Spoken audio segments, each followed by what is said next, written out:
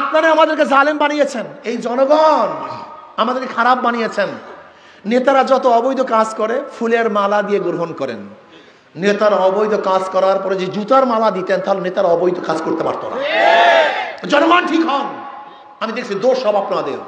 আপনারা ভালো হন, নেতারা ভালো হবে। আপনারা খারাপ হবেন, নেতারাও খারাপ হবে। আসসালামু আলাইকুম। এই মোল্লাবাজার এই ব্রিজটা বিগত শেখ হাসিনার সময় আপনার নির্মাণ কাজ শুরু হয়েছে। শেখ হাসিনা ক্ষমতায় ছিলেন 16 বছরের উপরে। শেখ হাসিনা থাকাকালীন আপনার এই ব্রিজের কাজ শেষ করতে পারেনি। এই ব্রিজ প্রায় আপনার 6 বছর কিংবা 7 বছর হয়ে গেছে, নির্মাণ কাজ চলতেছে, এখনো শেষ করতে পারে না। কারণটা কি, সমস্যাটা কোথায়? তারপরে আপনি দেখেন গ্রামাঞ্চলের মধ্যে কিছু শাখা রাস্তা আছে, চান্দরচরের আছে, রাধারোড ধরে আপনার হাজিবাজার চরপানিয়া পর্যন্ত এই যে রাস্তাগুলো বেহাল অবস্থা।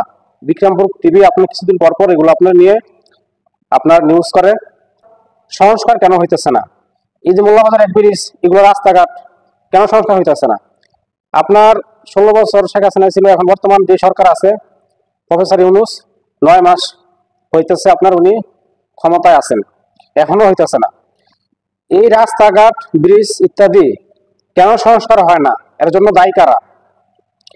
এর জন্য মূল দায়ী হচ্ছে জনগণ, আপনি আমি। কেন? আপনি আমি ভোট দিয়েছি দুর্নীতিবাজ, চোর, চাঁদাবাজ, সন্ত্রাসী, এদেরকে দিয়েছি ভোট। এখন এদের থেকে আমরা কি ভালো আশা করব বলেন?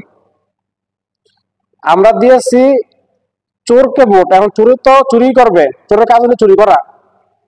চাঁদাবাজকে ভোট দিবেন, চাঁদাবাজের কাজ হচ্ছে চাঁদাবাজি করা।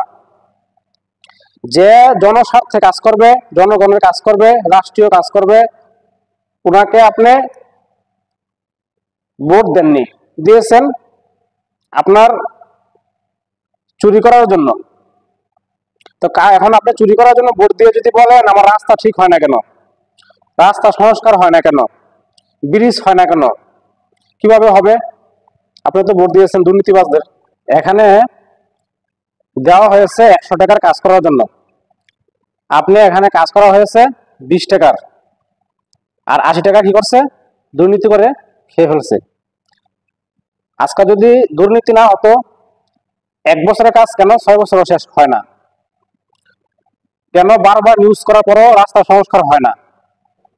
এই জন্য আসুন ইসলামী আন্দোলন বাংলাদেশ সৈয়দ মোহাম্মদ ফজলুল করিমের কিছু বক্তব্য শুনি, তাহলে আপনি আশা করি বুঝতে পারবেন। আপনারা আমাদেরকে জালেম বানিয়েছেন, এই জনগণ আমাদেরকে খারাপ বানিয়েছেন। নেতারা যত অবৈধ কাজ করে ফুলের মালা দিয়ে গ্রহণ করেন। নেতারা অবৈধ কাজ করার পরে যে জুতার মালা দিতেন, তাহলে নেতারা অবৈধ কাজ করতে পারতো না। জনগণ ঠিক হন, আমি দেখছি দোষ সব আপনাদের।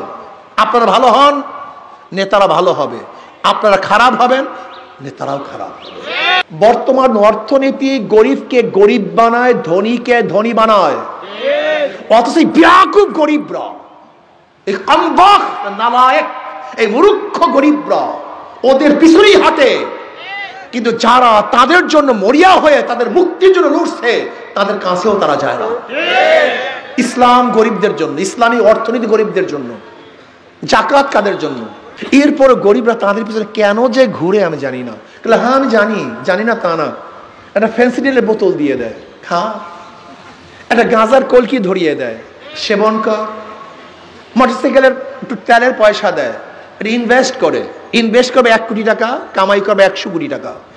ইনভেস্ট করে 5 কোটি টাকা, কামাই করে 5,000 কোটি টাকা। এটা ইনভেস্ট।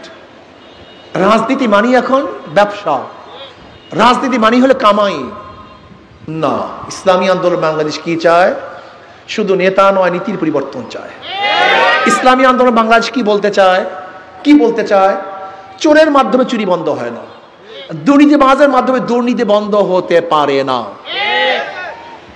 ইসলামী আন্দোলন বাংলাদেশ কি বলে? মাদার গাছে আম হয় না, তেঁতুল গাছে মিষ্টি ফল হয় না। যারা চোর, ডাকাত, বদমাশ, খুনি, লুটেরা, চাঁদাবাজ, এদের মাধ্যমে বাংলাদেশে চাঁদা বন্ধ হবে না, লুট বন্ধ হবে না, খুন বন্ধ হবে না, ধর্ষণ বন্ধ হবে না, যতক্ষণ পর্যন্ত নীতি আদর্শমান ব্যক্তি ক্ষমতায় নেওয়া যাবে। আমি বিশ্বাস করি।